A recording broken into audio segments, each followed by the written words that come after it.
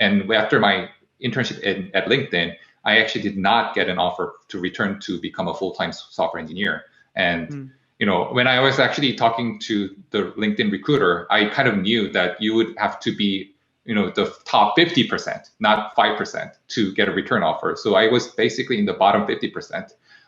So during my internship at Google, I actually worked really, really hard. I was basically like the only one to actually show up to the office at every single weekend during my Oh, wow. internship at Google. The next Tech Track interview is with Howard Rowe, a friend of mine who I met during our time together at Stanford. Howard is a Google veteran, having worked on the Android team at Google for more than 5 years now. He's currently a TLM, or Tech Lead Manager, working on Android metrics. In our conversation, we talk about Howard's experience at Stanford as an international student coming from Korea, his experience getting into the tech industry, and how he thinks about job switching. I hope you enjoy our conversation, and don't forget to like this video and subscribe so you know when other videos come out. So I wanted to get started by talking about you were born and raised in South Korea, and you actually went to a special science high school. And so the first question I had was, what kind of student were you, and what was unique about this high school that you went to compared to the traditional high school experience that most students in Korea would have? Got it. So I went to this high school called Incheon Science High School. So it's one of the science high schools, and there are roughly 20 of them in South Korea in each of the cities. And what's unique about this school is the fact that more than half of these classes are devoted for math and science classes. So for example, I think, I would spend more than 50% of my regular class studying physics, chemistry, and those classes. And I would say another third of the classes were just, studying math. And what's kind of awesome about those is, students like me, who was like a pure physics nerd, was very kind of, it was really a fun time for me because, I was basically surrounded by, really good friends of mine who shared a very similar interest that I had. And we were all basically spending 24/7 because it was, it had its own dormitory.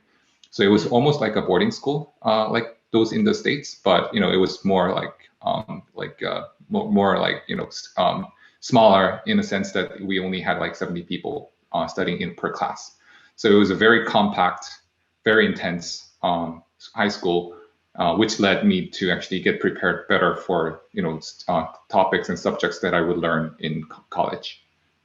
Yeah, and how did you think about college? So, I mean, it sounds like all the people who went to this high school are very academically gifted. And you went to Stanford, which is how we met. How did you think about applying to Stanford or other universities in the U.S. versus staying in Korea? That's a good question. I think when looking back, like I said earlier, I was very into science, especially physics, when I was in high school. And I mean, obviously, I didn't know enough about physics, and I was just like a little student, a teenager kid who wanted to actually kind of pursue further into this into physics. But when I actually look around and talk with other senior fellow friends who were already in college, they were telling me that in order for you to kind of learn and pursue more opportunity, like colleges in US would be a proper next step because they provide higher education and they are supposed to provide higher quality education. So how about Stanford in particular? Was your heart set on, I just want to go to California and Stanford, or how did you think about the range of options of different universities you could have applied to? Being an international student, especially because my school was very small and it did not have any kind of academic advisor, especially those like targeting towards U.S. colleges. I had no idea about any academic cultural differences in those universities. So what I ended up doing was I basically looked up U.S. News college ranking when I was in high school, and that was the primary source for me to figure out like what colleges are good and what colleges are like stronger in STEM, like science and technology, versus like humanities. So what I ended up doing is basically I looked at the ranking and chose from number 1 to number 15. And I think I just took out a couple because those some of there were colleges that were not very known for STEM majors. So I basically ended up just choosing Stanford by applying to every single college that appeared on the top of that list. And Stanford happened to be the school that appeared on the top of the list among the colleges that I got admitted to. So that's how I actually ended up at Stanford. And without knowing that cultural background of Stanford, like coming to Stanford was a very kind of pleasant surprise. Yeah, that's so interesting. So it sounds like you didn't really know too many people at Stanford personally. You might not even exactly known where it was, but you just kind of looked at the ranking. You applied for the top couple, and you got into Stanford, and that's how you ended up here. Is that right?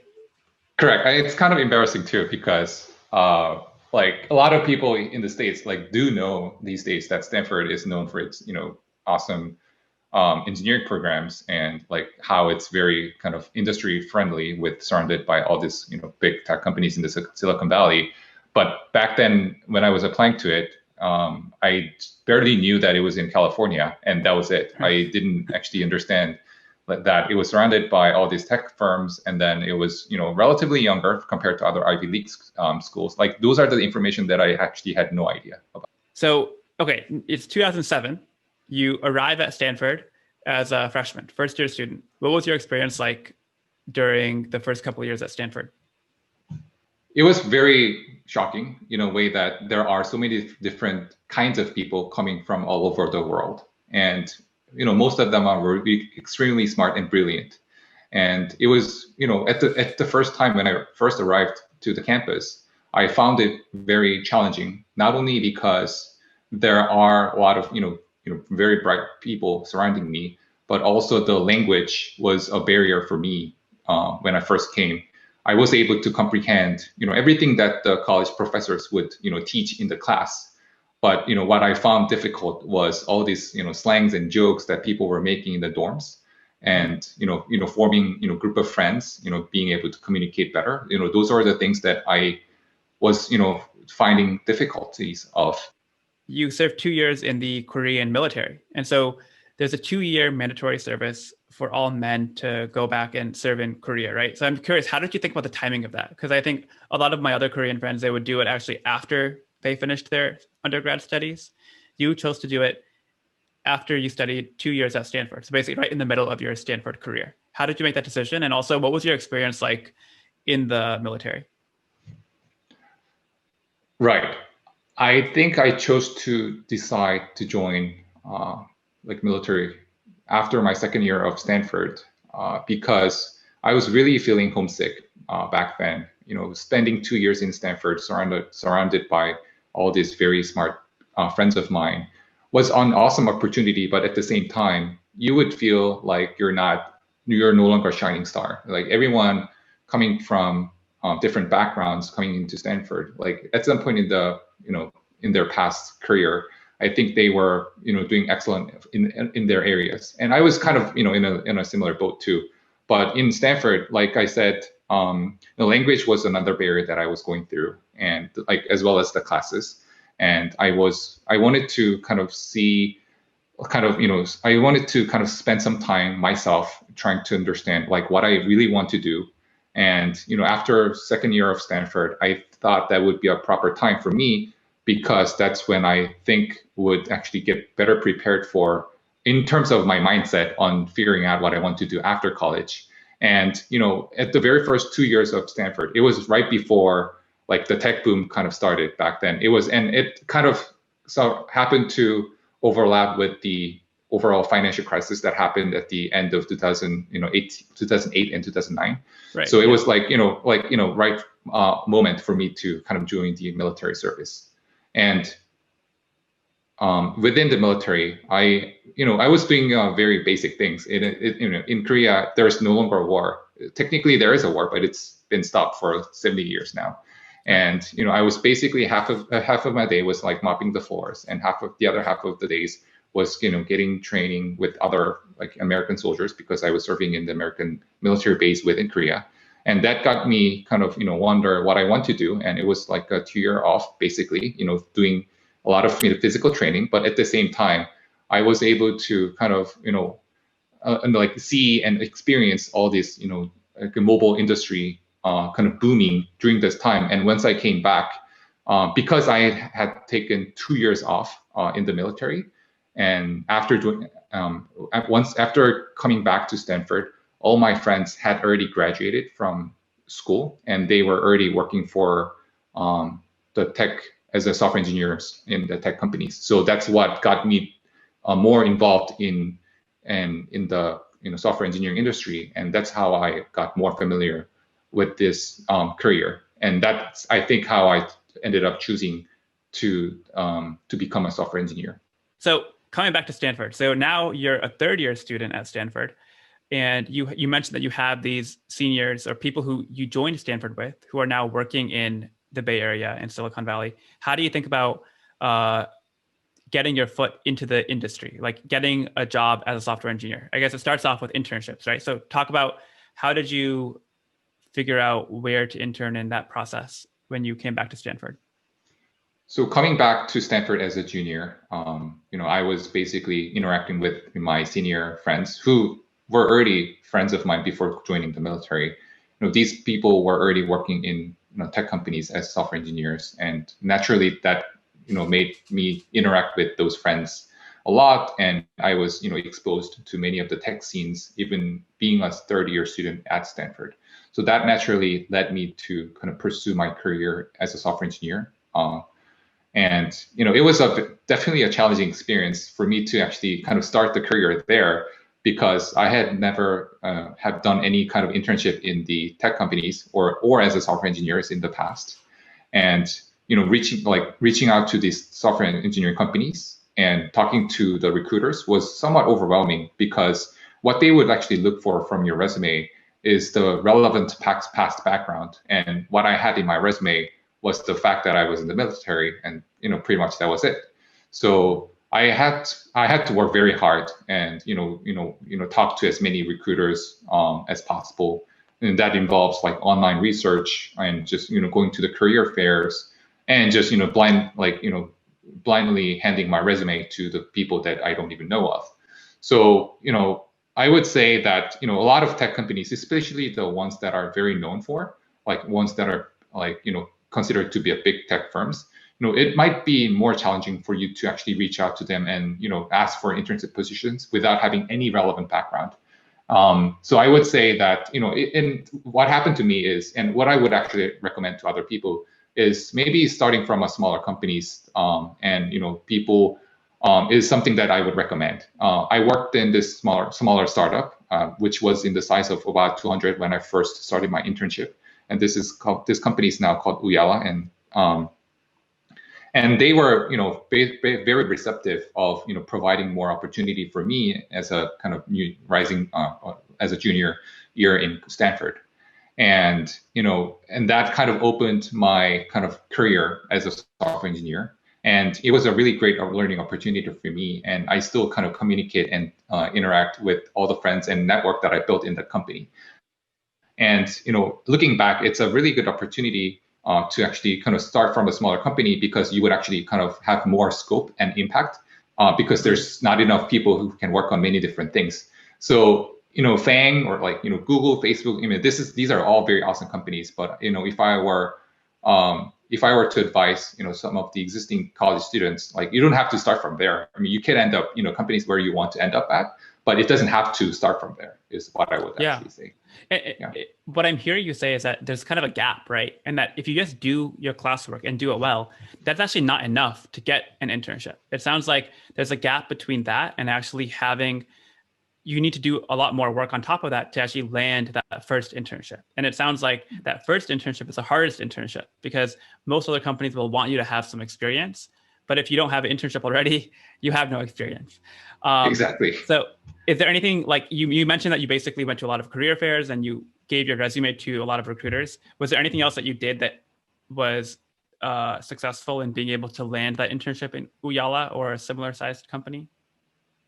I would say that, obviously you do need to work a lot to be able to increase the opportunity by talking to as many people as possible. But another thing that you can do behind the scenes is getting better prepared at interviews. All these companies in the end would actually interview you, and oftentimes those would be technical coding interviews. So I actually spent a lot of time preparing those technical coding interviews, and being also at the same time during the day I would actually kind of work, bring like this many copies of my resumes and then just walk around the career fair and try to hand them over like as many as possible, as much as possible. Yeah. And so you ended up actually doing multiple high-powered internships. You did Uyala, then you did LinkedIn, and you actually interned at Google.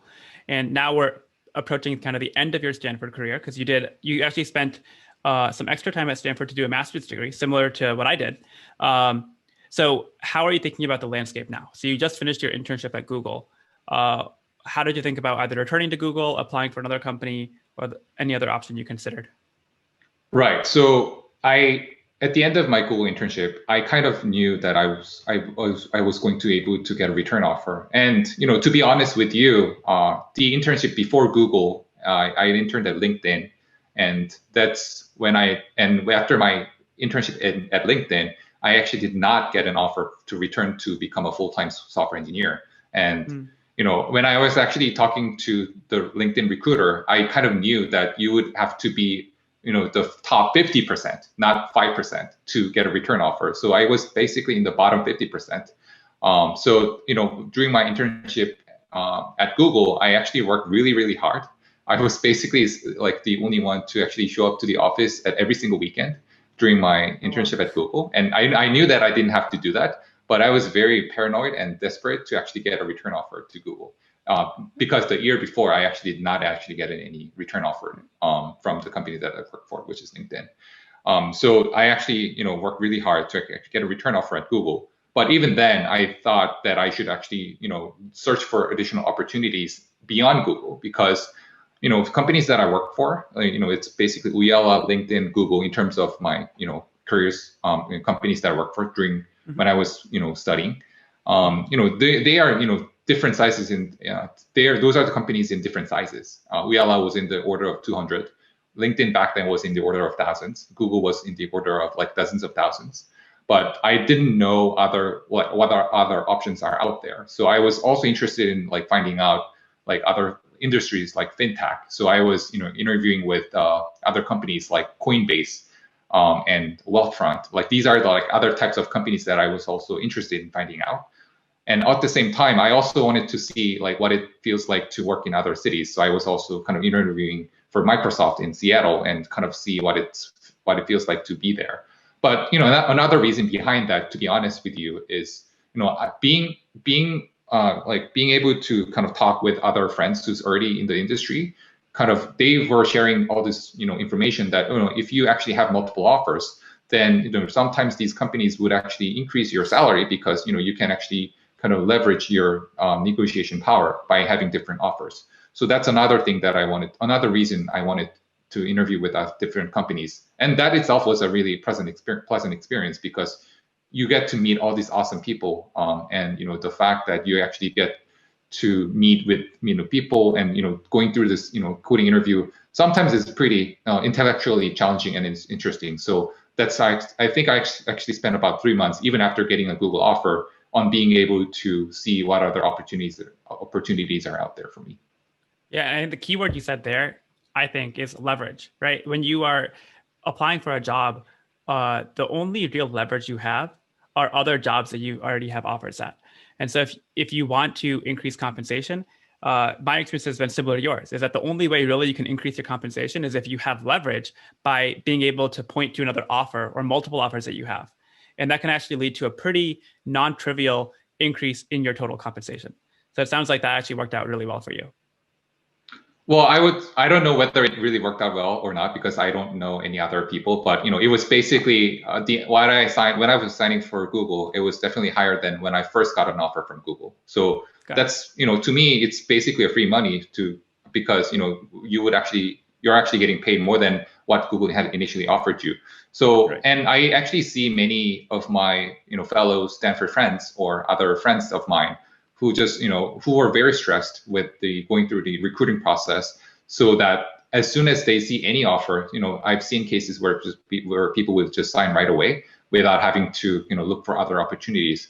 I mean, that's not wrong. And it's, everyone has different opinions. But if you have more kind of time or effort that you can spare on, I would actually recommend just talking to different companies. And it's not just about money. The fact that you actually kind of get to know what this company is working for, Yeah, the totally. fact that there's like this opportunity out there, it's just a really precious opportunity, and things that you will actually kind of like, the more that you know, the more power you have in your career. So I would definitely recommend talking to many different companies, and not just for the money, but for other reasons. Yeah, 100% agree. And in fact, I remember when we were at Stanford together, and I think even now, Stanford had a rule where if you got an offer from a company, they had a minimum time that they had to give you before they compelled you to either accept or reject. Because a lot of companies had this really bad policy where they would give you an offer and say, okay, you have 24 hours. Let us know in 24 hours whether you accept or reject. And so Stanford made it an actual rule that if you give any of our students offers, you need to give them, I think the minimum, I forget exactly, it was like 2 or 3 weeks. And I think it goes back to what you're saying, which is that having that 2 or 3 week period minimum is essential to collect information, and information is power. You can make a much better decision once you have all the information. Nowadays, I mean, there's more information online too, so people should look for like what the resources, and like for like look for more up like information on this. But I would definitely kind of, before talking to recruiters, or like as you're progressing towards the interview process, what I would definitely do is, understand like what's going to be what the next steps are going to look like, and be prepared for that. If the recruiter is going to give you an offer, like, clarify with the recruiter on like how long this candidate will have before he or she needs to sign the offer. Yeah. These are the things that you should do, and then like align the interview processes among different companies when you're going through the process, so you can actually have, different offers at the same time. Because otherwise, if you have one offer and then you're just still interviewing with another company, that may not help. So these are the things that you should do definitely by talking with other friends or just looking up online. There are a lot of good resources like Blind, and I know that there are like negotiation as a service is still is a thing these days. I was very surprised to find those services. So these are the things that people, I think, should look for. Yeah, I love that. That's great advice. Okay, so now you're at Google. You're a full-time employee at Google. And let's fast forward a little bit. You've actually now been at Google for more than 5 years. So I have two questions. One question is, what have you been doing at Google for all that time? And second, what has kept you at Google for so long, given that the average tenure of people staying in a company in Silicon Valley is about 2 years. So you're way beyond kind of the average length. So yeah, what have you been doing at Google, and how long? Like, why do you stay at Google even now? Okay, the first thing, what I've been doing at Google, I've been working on this team called Android Telemetry. So this is the team that provides like a telemetry to Android and other app developers out there. So like a typical example of the things that my team does is, we collect, statistics around like how an app is performing. So as an app developer, it is your motivation to provide like a healthy app that does not degrade like a user experience. So you like the typical things that we actually collect are things like, whether there's an app that is crashing, whether there's an app that is draining your battery a lot, because phones are something that is in your pocket or in your hand, and it's really important for you to actually have a very reliable kind of experience with those devices. Otherwise, in the very emergency scenario, if your phone is dead and you're not able to call 911, well, that's not good. So like things are very important for you to actually kind of, it's really important for your phone to be reliable, and it's for it to work.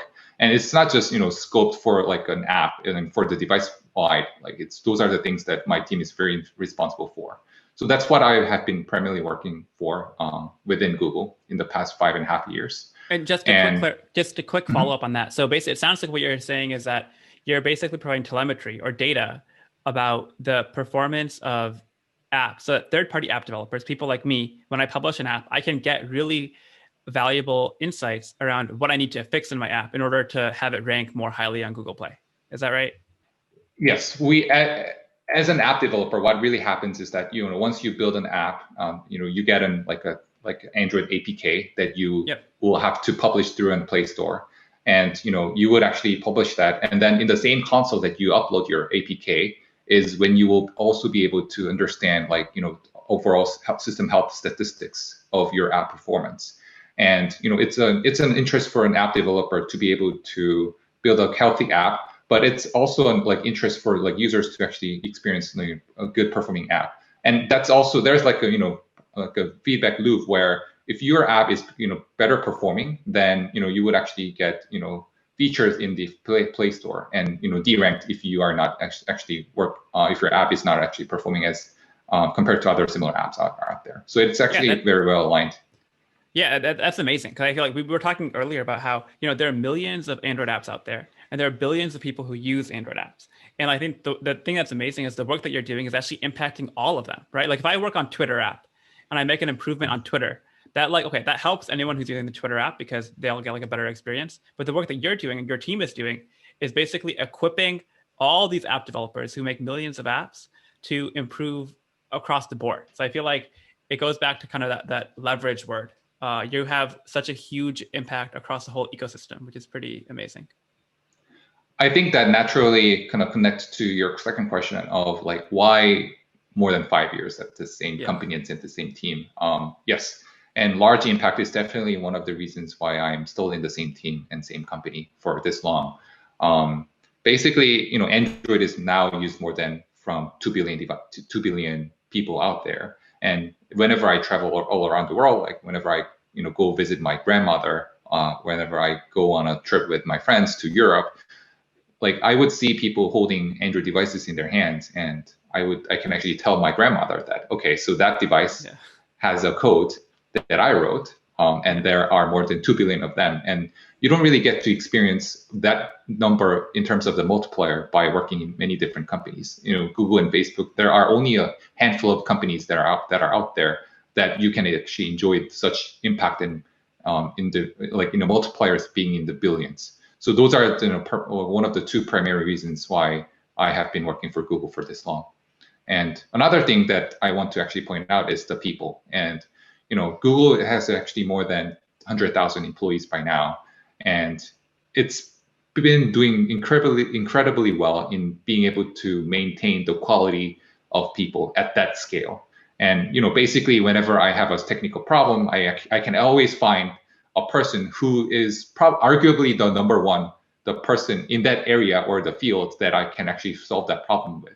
Yeah. So being able to kind of work with others and who are actually excellent professional experts in the area is another motivation for me staying in Google for this long. Yeah, and speaking of people, what you're doing day to day at Google, I'm sure has changed. When you started out, you were an IC or individual contributor, and now you're something called a TLM or a tech lead manager. So can you talk about what is a tech lead manager and why did you make that transition from IC into more of a people manager role? Right. So, TLM, or otherwise known as technical lead manager, is basically a person in a team where you are responsible for shaping the direction, technical direction for your projects, as well as, managing a group of people. So I'm currently managing about 5 or 6 people at Google, and I'm also kind of directing some of the technical decisions. So another type of role that is similar to this is just being a TL. So in that case, you would basically kind of set a direction for some of the technical projects in your team, but you're not necessarily managing other people.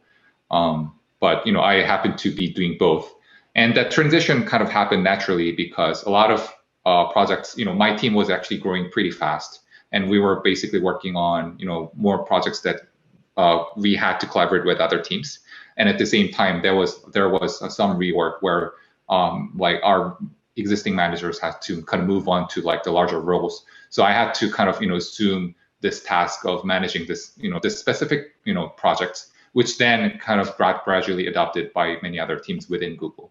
So this actually transition happened naturally because a lot of tech companies have been growing exponentially in the past couple of years.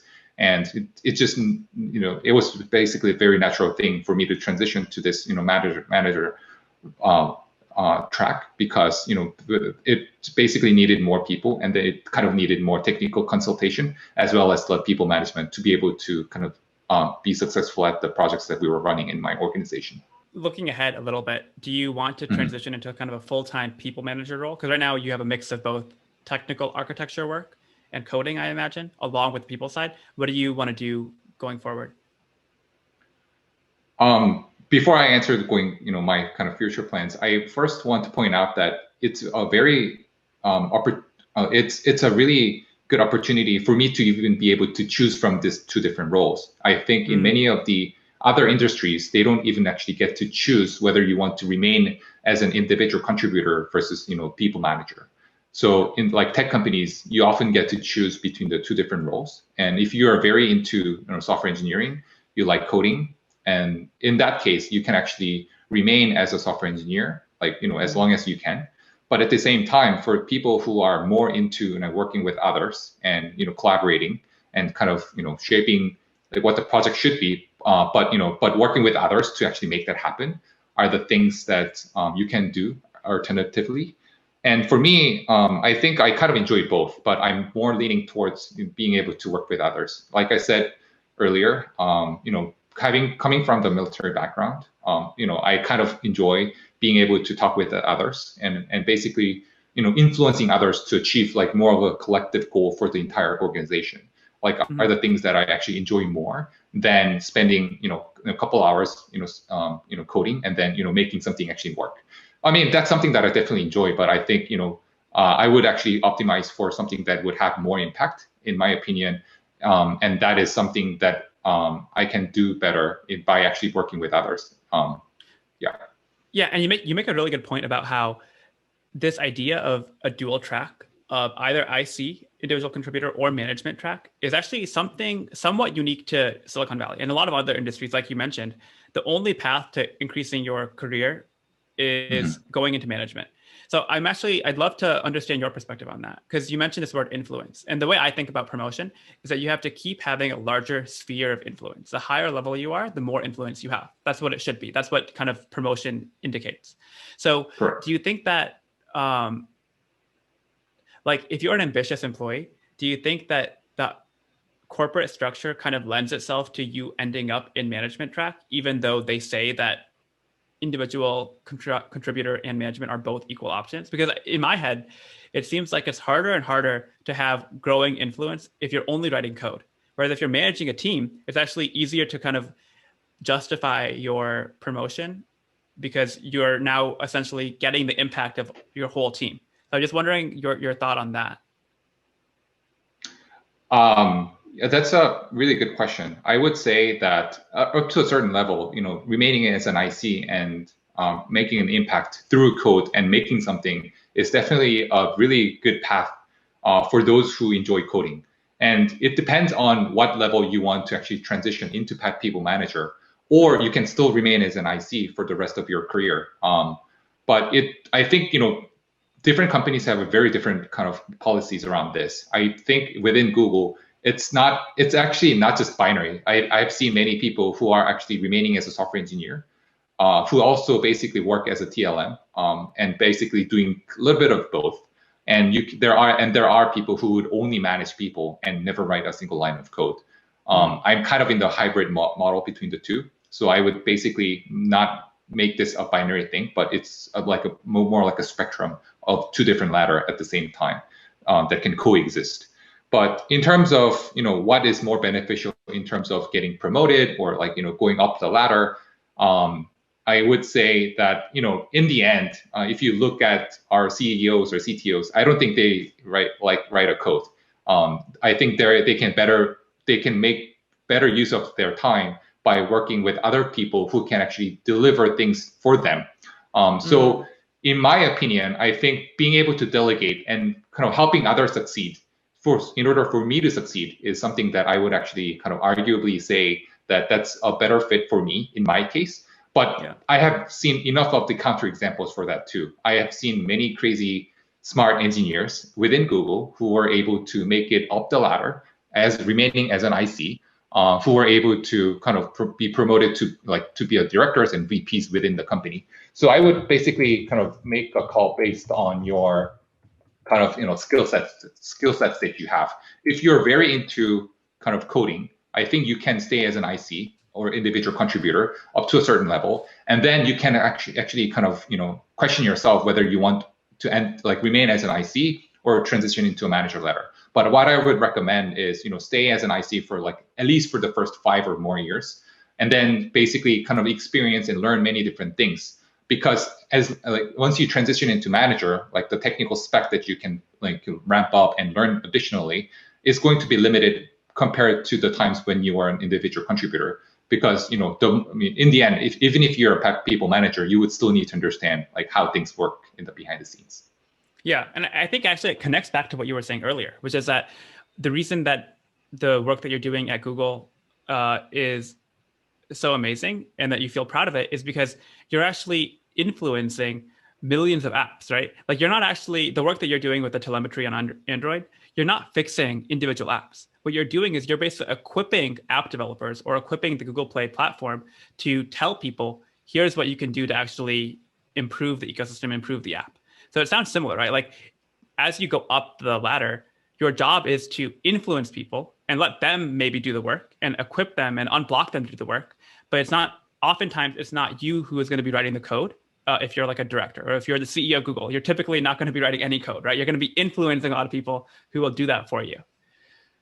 Right. And I have always seen, even though I am currently a manager, some of my team members are, better at coding. And I think my job is to actually help them succeed by actually, writing a quality code.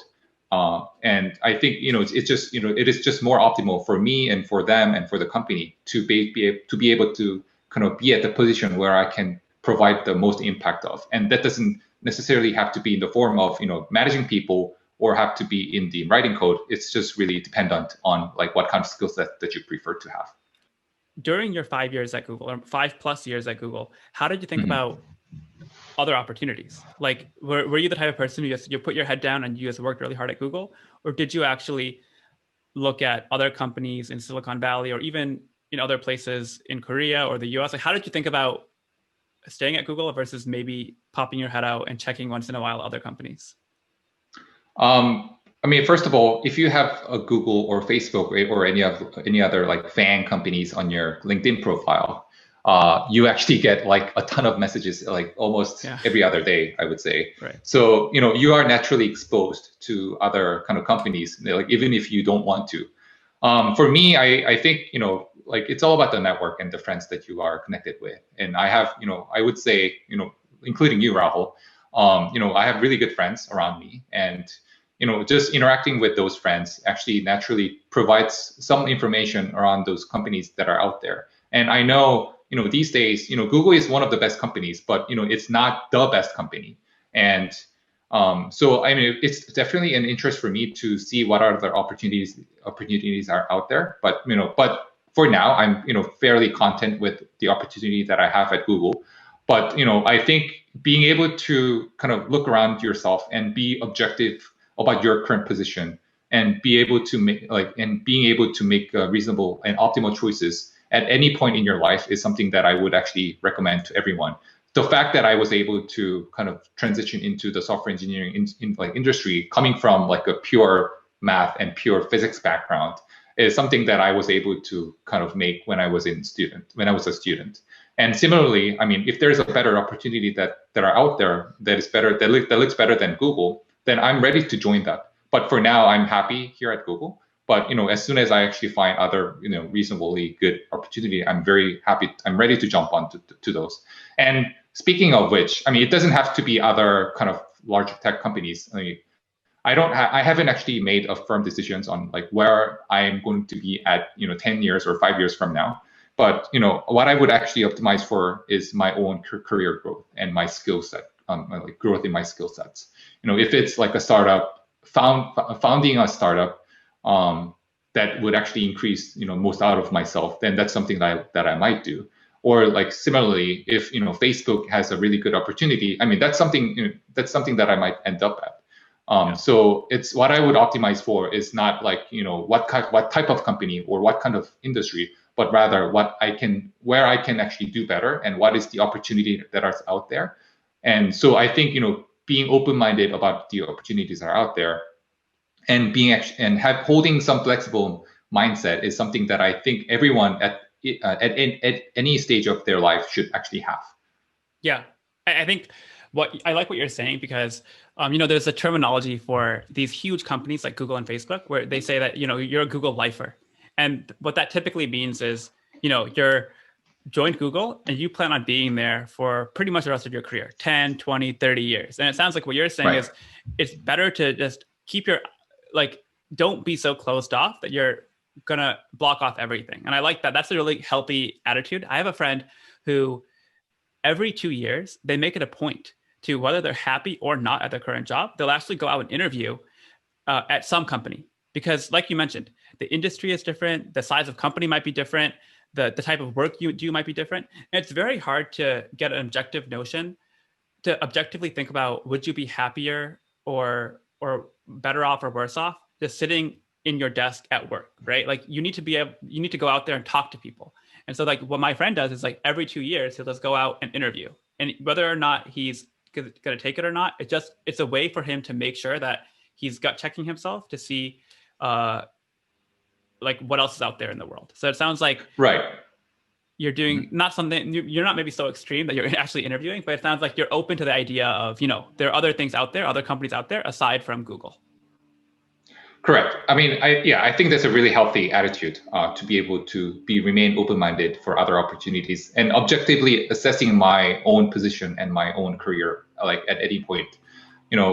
I mean, I have seen successful cases for kind of switching around different companies every like 2 or 3 years, and that might actually optimize and maximize your overall compensation because you would actually get a very fresh package every 2 or 3 years.